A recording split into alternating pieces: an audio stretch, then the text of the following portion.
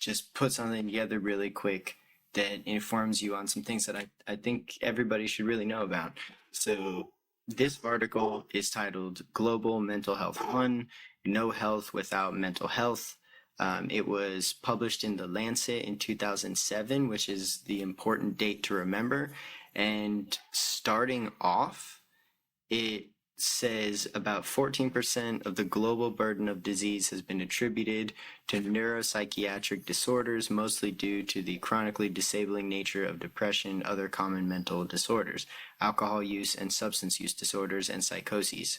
Such estimates have drawn attention to the importance of mental disorders for public health, however, because they stress the separate contribution of mental health and physical disorders. So that's, as I've been talking about, the separation between mind and body, because they stress the separation of mind and body to disability and mortality, they might have entrenched the alienation of mental health from mainstream efforts to improve health and reduce poverty. So basically they're saying that because the industry really focuses on a separation between mind and body, the specific things that have gone into treating mental disorders and then physical disabilities or disorders have made things worse, and it's because together they create a whole.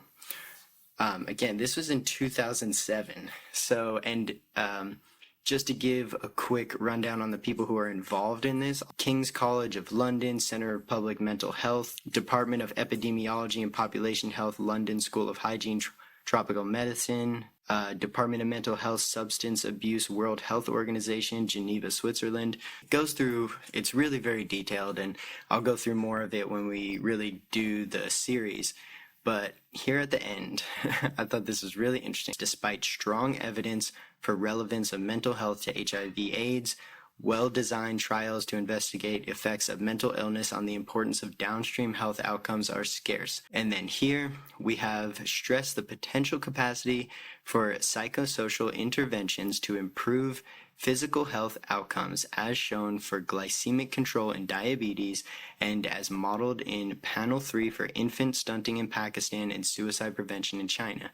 However, we also need to act immediately on the existing robust evidence that treatment of comorbid mental disorder is highly effective for improvement of mental health and quality of life outcomes across a range of disorders, including cancer, diabetes, heart disease, and HIV/AIDS. And they just, these are basically, these last two sentences are just, shouldn't wait on it, and we should act. That study published in 2017. Probably one of the most comprehensive things I've read on mental health that really show that mental health and physical health are related, and that a lot of the common comorbidities can either be decreased or fully eliminated with a combination of physical protocol and mental health protocol.